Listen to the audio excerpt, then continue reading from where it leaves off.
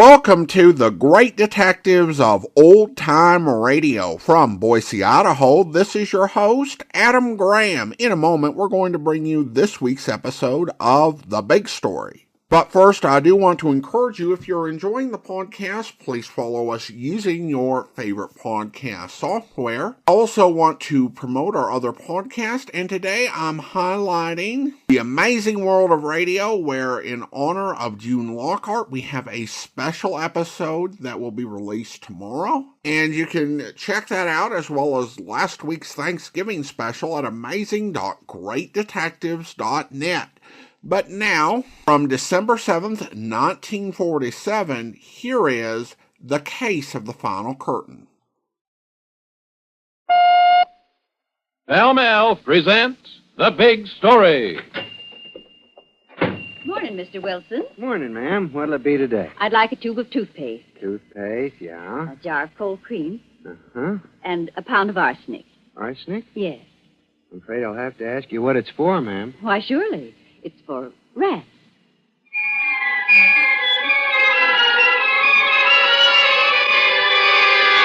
The Big Story. Another in a thrilling series based on true experiences of newspaper reporters. Tonight, to Aubrey Maddock of the Hartford Daily Current goes the Pell-Mell Award for The Big Story.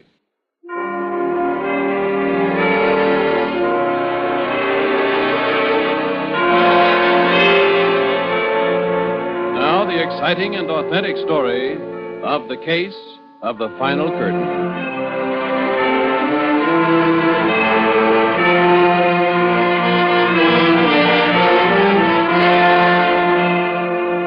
You are Aubrey Maddock, assistant city editor of the Hartford Daily Current.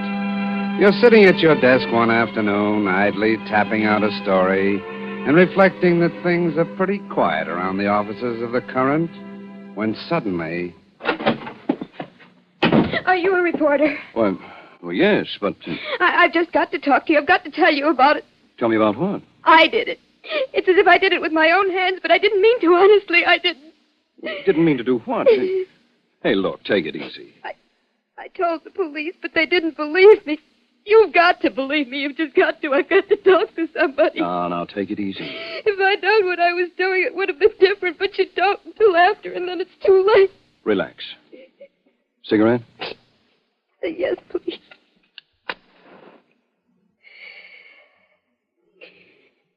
Thanks. Better now? I guess so. Suppose you start from the beginning and tell me what's on your mind. Would you really listen? That's what I'm here for.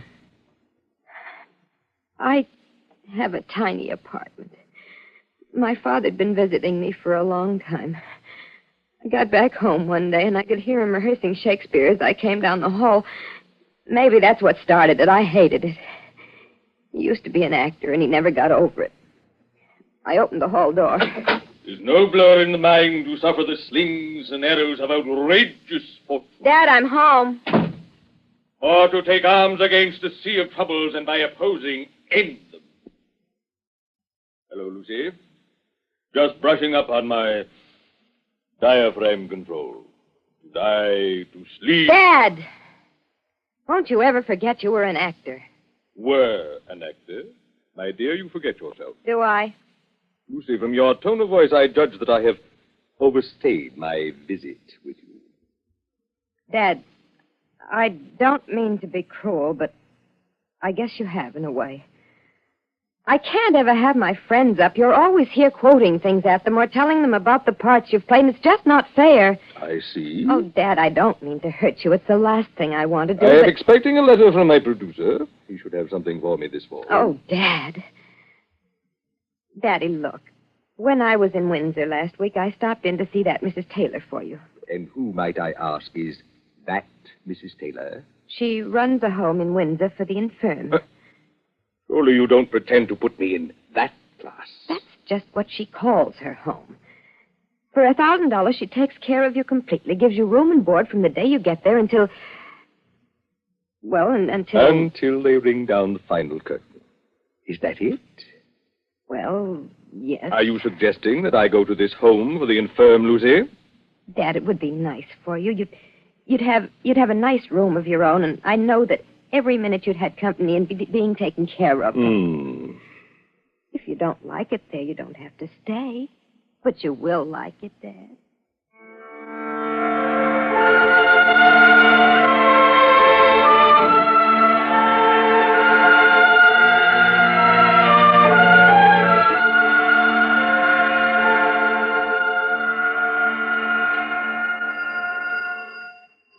So, this is Mrs. Taylor's establishment, is it? Yes.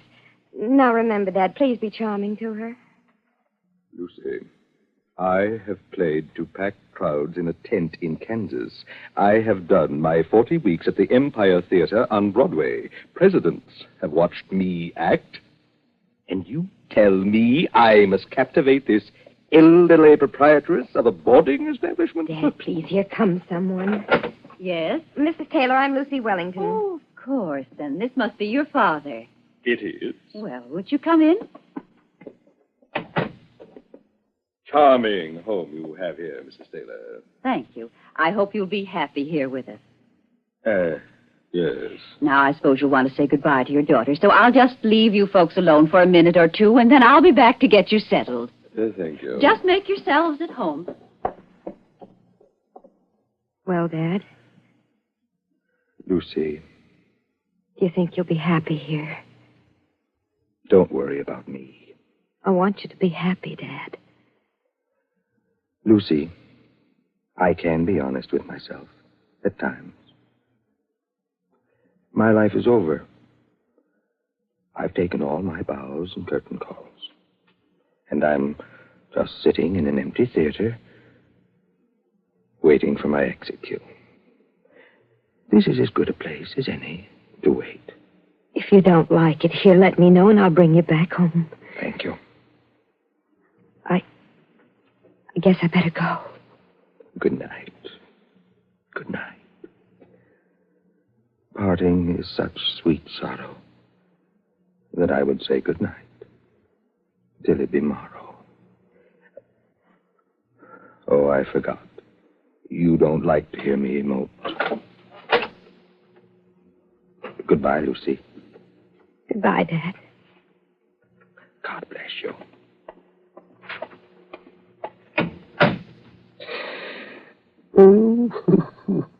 Gracious, Mr. Wellington, you startled me standing so still there by the door. Oh, Mrs. Taylor. I just said goodbye to my daughter. Well, saying goodbye to kinfolk is always a little hard on the heartstrings, Mr. Wellington. But you'll be happy here, I'm sure. Everybody is. Why, nobody ever leaves my home. Except, of course, when they die.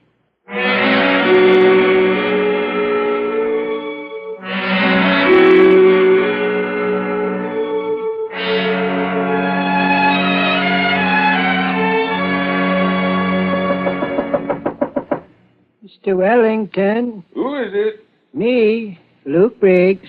I come for a game of cribbage. Come in, my friend. Thank you kindly. I see you got the cards out. Yes. It's just the thing to make the time pass. It doesn't seem as if I've been here at Mrs. Taylor's for almost 2 months, does it? Still like it here? Of course. Not looking so pert as you might. Just a little indigestion. I see. Mr. Wellington, you got to get out of here. What are you talking about? You paid your $1,000 in advance. You got to get out of here. What do you mean? Mrs. Grumman paid her $1,000 in advance. She died last night. They took her away just before sunup. Well, I'm sorry to And old hear... Pete Dawes paid his $1,000 in advance. He died last week. They took him away at midnight. Death comes to everyone, Luke. Not like it does in this house. When it's natural, it comes in its time, and it comes soft. Death don't care whether you pay $1,000 to Mrs. Taylor in advance or not. What are you driving at? I'm safe. I pay my room and board by the week. It's no profit to Mrs. Taylor for me to die early. But with them that pays in advance... Luke, you're crazy. Listen. Late at night, I can hear horses' hoofs coming clop, clop, clop up the dirt road. I can hear the creak of a wagon as they back it up against the porch, and footsteps carrying something heavy. I can hear that something heavy thud into the wagon, and then the horses' hoofs start up the road again, softer and softer, till there's nothing more to hear but the hoot owl. And then I know somebody else has died, and they're taking him away in the night. Luke, stop it. You're next on Mrs. Taylor's list, I'm telling you. What makes you say that? I've seen it happen.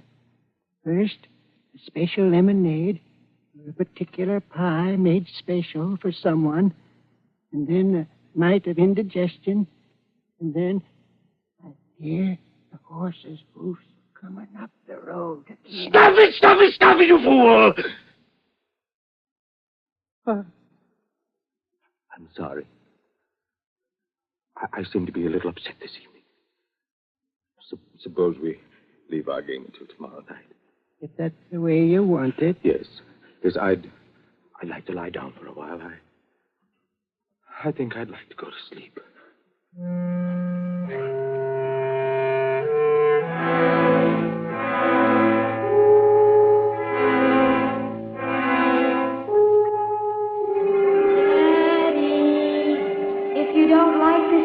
Let me know. Let me know and I'll bring you home. But it's just a touch of indigestion. Just indigestion. Just a touch. You got to get out of here. You got to get out of here. Out of here. Nobody leaves my home. Nobody ever leaves my home. Except, of course, when they die. You know, I can tell when somebody has died. I can hear the horses' hoofs on the road. Clop, clop, clop, clop, clop. But they don't leave unless they die. Dad, come back, come back, come back. Have a little of this drink first. Just a little drink. No, Dad, don't. Just a little sip. I made it special for you. Just for you. No! Wellington, wake up. Mrs. Taylor. Oh, I must have had a nightmare. I should say you must have. What's that? Just a hoot owl outside the window. Here, drink this. No. It's just a sedative. I fixed it special for you. I don't want to take it away. But it will settle you. Here now, take the glass. But drink it down. That's it. That's it. Now then, Mr. Wellington, you won't have to worry anymore.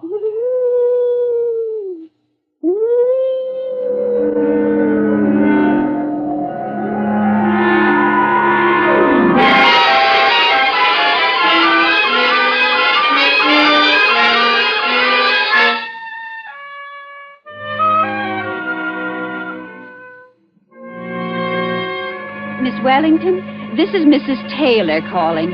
I'm sorry to bother you this time of night, but it looks like your father's took bad.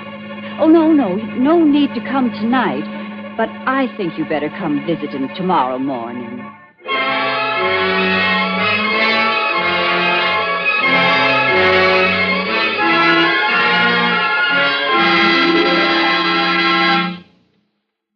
We'll be back in just a moment with tonight's big story.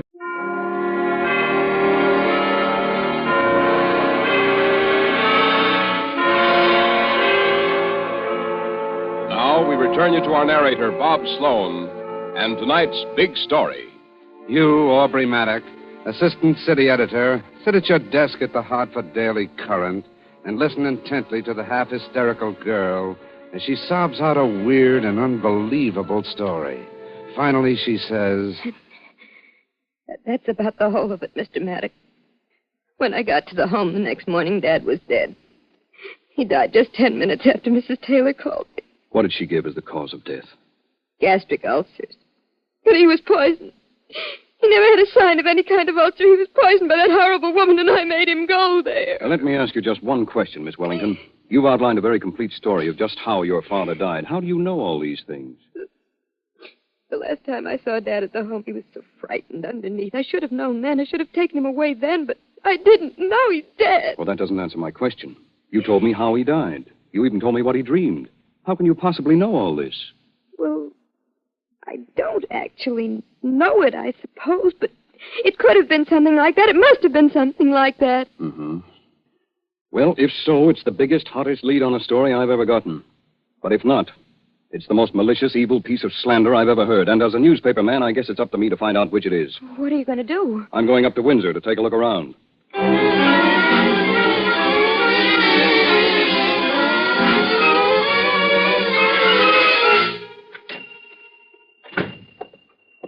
Yes, sir. Something I can do for you? You own this drugstore? Yes, I do. Get most of the local trade here in Windsor? Sure do. You sell poison here? Why do you want to know? I'm very interested in the sale of poison in Windsor during the past few years. Well, I don't see Doesn't how... the state require every druggist to keep a poison register showing who bought what kind of poison when and for what? Yes, but... Let's see it. Who are you, anyhow? Just a guy who's interested in poisons. Where's the register? Right here. Thanks. August, September, October. October 21st. Mrs. Beatrice Taylor. 6 ounces of arsenic. Use for rats and mice. That's Mrs. Taylor who runs the home out on Prospect. Uh-huh. February 17th. Mrs. Beatrice Taylor. 13 ounces of arsenic. Use for bugs and mice. And again, May 26th. Mrs. Beatrice Taylor. 10 ounces of arsenic acid. Use for rats and mice. 10 ounces on the 26th of May. Look here. Isn't this quite a bit of poison for any one person to buy? No, can't say so. Most of the folks around here buy arsenic poison for exterminating purposes. I see. Well, just the same, I think I'll go and have a few words with Mrs. Taylor, just for the record.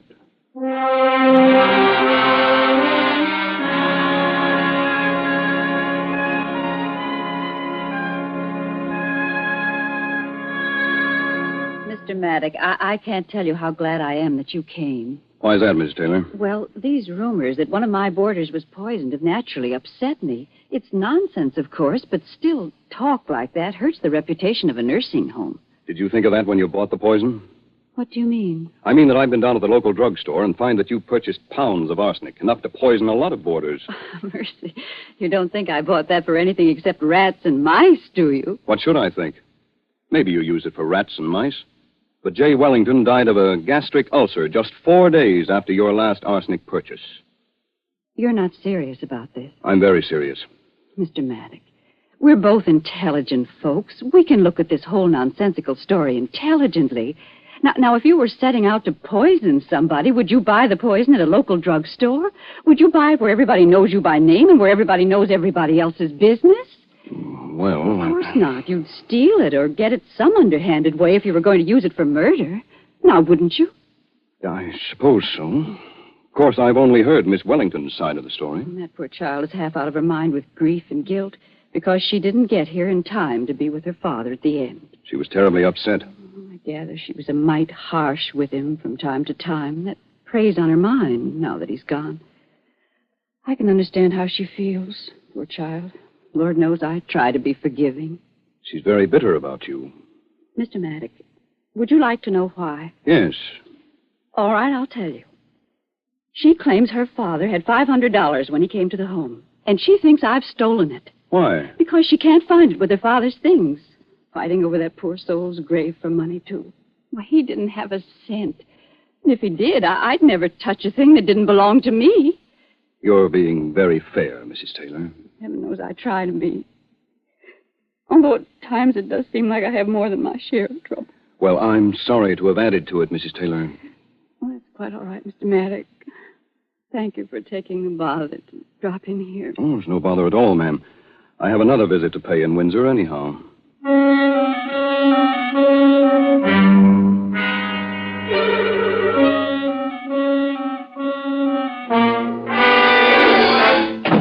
This the office of the Windsor County Clerk? Sure is. Where's the clerk? Right here. You? Me. Well, I'm Aubrey Maddock of the Hartford Daily Current. Say, I've been meaning to talk to one of you newspaper people. Oh, yeah? Well, look, Subscribed Pop, to your paper last February. Oh. Paid up full I was, too. Then come last April. I was away for full 2 weeks and a bit. Uh, Seemed to me I ought to get my money back for those 2 weeks. Well, look, Pop, I'll take it up personally with the circulation manager, but right now... That's right, neighborly of you, young fella. Like the paper fine, I do. I'm glad to hear it. Especially Look, them Pop... farm articles you got. Good. And Now, the look... recipes. My wife always looks for them recipes. Pop! Yeah?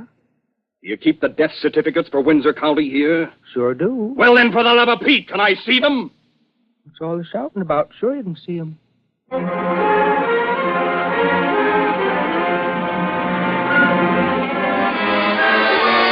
You thumb through the endless certificates, and just on a chance, you make notes of all the deaths that took place at Mrs. Taylor's home. Then you do a little extra checking, and what you find makes you sit up straight and whistle. What's up, young fella? My hair, Pop, up on end. Hey? Sorry, no time for chit-chat now. Here, where are you going with them certificates? To the Hartford Chief of Police.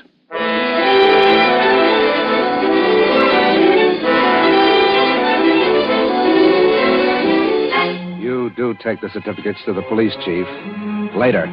But first you do a little checking with some of Mrs. Taylor's neighbors and former boarders.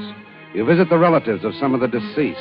And then, armed with explosive information, you take the death certificates and your big story to the Hartford Chief of Police. I didn't make too much of the arsenic purchases at first, Chief. Poison might have been for rats, in spite of J. Wellington's sudden death just 4 days after the last purchase. Could be coincidence, sure. Yeah, that's what I thought. Mrs. Taylor told a very convincing story, maybe a little too convincing. So just on a hunch, I dropped in at the county clerk's office and Well, take a look at these statistics.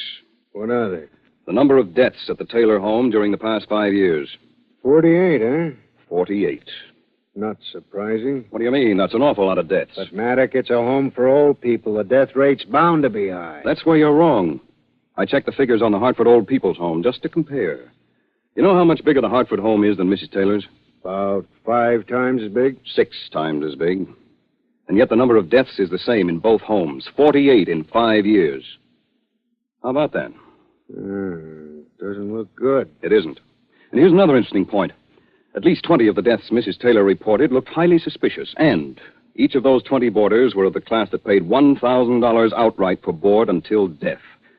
I've checked the others and found out that the week-to-week boarders have held to a normal death rate. Now, does that or does that not look like mass murder? It does. But no proof. We'll take care of that. Autopsy? Exactly. We'll get in touch with you.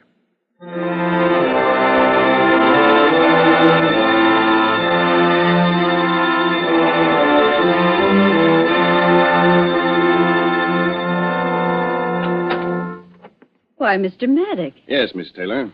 And this is the Hartford Chief of Police with me. We'd like to ask you some questions. Why, surely. Come in. Thank you.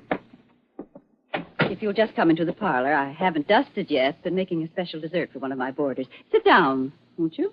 Mrs. Taylor, the daughter of one of your deceased patients, reported some suspicious facts about her father's death. Oh, you mean that Wellington girl again? What about it, Mrs. Taylor? Well, like I told Mr. Maddock here, I'm anxious to clear up all these false rumors. So you just ask me any questions you want, and I'll do my best to answer them. All right, Mrs. Taylor. How do you account for the fact that you bought poison in large quantities? Like I said before, it was for rats and mice. What about the manner in which you removed human bodies from the home during the night?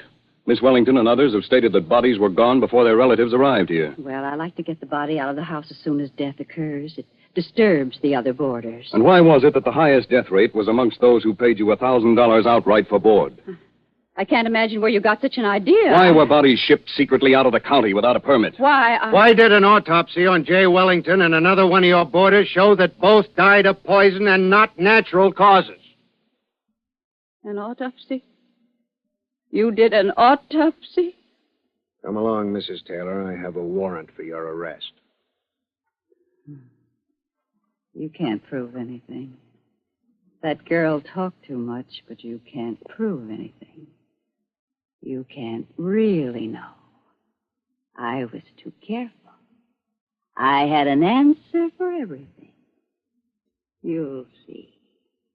I'll hang before I admit I did it. You're probably right, Mrs. Taylor. You'll hang. In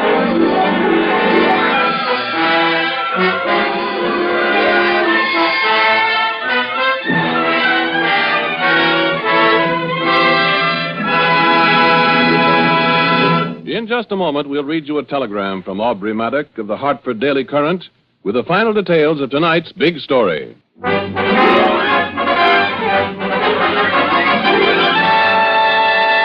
Now we read you that telegram from Aubrey Maddock of the Hartford Daily Current. Poisoner in tonight's big story was convicted of first-degree murder. However, an appeal was granted and the conviction was changed to second degree. Given a life prison sentence, she was subsequently transferred to the Hospital for the Insane at Middletown. Many thanks for tonight's Pall Mall Award. Thank you, Mr. Maddock. The makers of Pall Mall Famous Cigarettes are proud to have named you the winner of the Pall Mall $500 Award for notable service in the field of journalism. Listen again next week, same time, same station, when Pall Mall Famous Cigarettes will present another big story. A big story from the pages of the Des Moines Tribune. Byline, Russell Wilson. A big story that reached its climax with an automobile ride that ended in death at dawn. The Big Story is produced by Bernard J. Proctor and directed by Harry Ingram with music by Vladimir Selinsky. Tonight's program was written by Gail Ingram. Your narrator was Bob Sloan, and Les Tremayne played the part of Aubrey Maddock. All names in tonight's story, except that of Mr. Maddock, were fictitious, but the dramatization was based on a true and authentic case. This is Ernest Chappell speaking for the makers of Pall Mall Famous Cigarettes and reminding you of the ideal Christmas gift. Pall Mall Famous Cigarettes in their special holiday carton.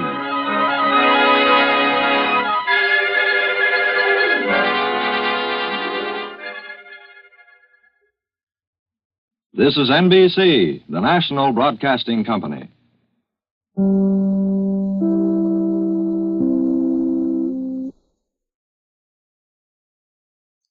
Welcome back. So, first of all, in addition to Les Tremayne, the rest of the cast included Alice Reinhart, Ted Osborn, Agnes Young, John Gibson, and Will Geer. Now, as to the story, I do think the fact that Lucy imagined her father's death scene, including a dream, showed that she'd gotten the gene for dramatics, although her hunch turned out to be right. Now, once again, I do turn to the story behind the Big Story website for full details as to the real story of this crime, and I'm indebted to Dr. Joe Webb and researchers for hard work on all of these cases. This one was probably one of the easier ones to research, as it's a rather famous one. This one came from 1915 was when the investigation occurred, and the perpetrator was Amy Archer Gilligan. And she was caught when a reporter started looking into it. Aside from some of the specific dramatic details, the basics of the story are pretty sound. And as implied by the amount that she bought, she used a massive amount of poison. According to the autopsy, what they found was that there was enough poison in one of the victims to kill 6 men. Even by the science of 1915, that's going to be caught. Mrs. Gilligan didn't have some clever scientific method to conceal her crime. Her bet was on no one suspecting deaths in a nursing home and no one expecting innocent old her. These particular killings actually would become the inspiration for the dark comedy play Arsenic and Old Lace, which had a successful screen adaptation as well as a few radio adaptations as well. This story may also have been the inspiration of a Yours Truly Johnny Dollar episode with a very similar plot. Now we turn to listener comments and feedback, and we have a couple on the Bobby Sox Kid from Bayonne, and we start on Patreon, where Emmett comments, "That was a really gripping story, but I must admit the ending nearly knocked me off my chair. It's amazing how the tenor of the times affected the retelling of this crime. After all, forgiveness was the theme after the war right up to the early 50s. Around that time, radio detectives began to find fault with turnstile justice that seemed to be content to blame society for everything. It's just one more thing that makes listening to these stories so rewarding. History can't hide between the lines. And while you can probably find exceptions both ways, I think there's definite merit to that description of the overall tone of old-time radio. And we have a comment from Mechanic66 who writes, "The more interesting thing to me about Dorothy Kilgallen is the circumstances surrounding her suicide or accidental overdose while investigating the death of JFK, very similar to the death of Marilyn Monroe. In fact, there's a book about it, Collateral Damage, and that's by Mark Shaw. Now, there's a subtitle. I'm not reading it for one thing. It's just way too long to remember. But Mr. Shaw wrote Collateral Damage and also wrote another book on the subject, The Reporter Who Knew Too Much. I'm not going to go deeper into it than that, but I appreciate the comment, and I did not know that anyone had put Dorothy Kilgallen in that situation, or that she had, and what you can confirm, whatever you believe about her death, that she did interview Jack Ruby and was investigating it and didn't buy the official story. So, always good to learn something new. Thanks so much. Appreciate the comment. Now it's time to thank our Patreon supporter of the day, and I want to go ahead and thank Paul, Patreon supporter since March 2024, currently supporting the podcast at the Shamus level of $4 or more per month. Thanks so much for your support, Paul. That will do it for today. If you're enjoying the podcast, please follow us using your favorite podcast software, and be sure to rate and review the podcast wherever you download it from. We'll be back next Tuesday with another episode of The Big Story, but join us back here tomorrow for Broadway's My Beat, where... Grab yourself a wicker and take a load off. Yeah. Quite a place you have here, Milt. Wait till you see the floor show, Danny. Got a dame here does a routine on a bed of hot coals. Milt, You try the authentic cuisine yet? You like fish? I got cold huma huma nuka nuka apawa. That would set you crazy. You sit still. I'll slice you some from the middle. Sit down, Milt. Huh? All right. So I'm sitting, so... About a bartender here, Frank Dunn. Frankly, he ain't showed up yet tonight. He commit something? He's been murdered. Kismet. Pure kismet. Fate, Danny. The way the department figures, it took a murderer to do it. Yeah, I guess. How'd he go out? Shot. Like I say, kismet. What are you talking about? A guy like Frank, it figures. It just don't make me surprised. Come on, Milt, talk to me. What's on your mind? Well, he served smiles with the tall, cool ones. When Frank wiped the bar in front of her female patronesses, it had a meaning all its own. Personality. Keep talking. Well, Danny, a guy like him... Well, a dame would be embarrassed leaving less than a fin or a phone number for a tip. Did he cause any trouble here? Frank? No. An operator with a head on him. Wait until the male escort was occupied elsewhere, then... Well, Frank would drop a small onion in a cocktail glass in such a way that patronesses would leave teeth marks on the bar. I hope you'll be with us then. In the meantime, send your comments to box13 at greatdetectives.net. Follow us on Twitter at Radio Detectives. Check us out on Instagram, instagram.com/greatdetectives. From Boise, Idaho, this is your host, Adam Graham, signing off.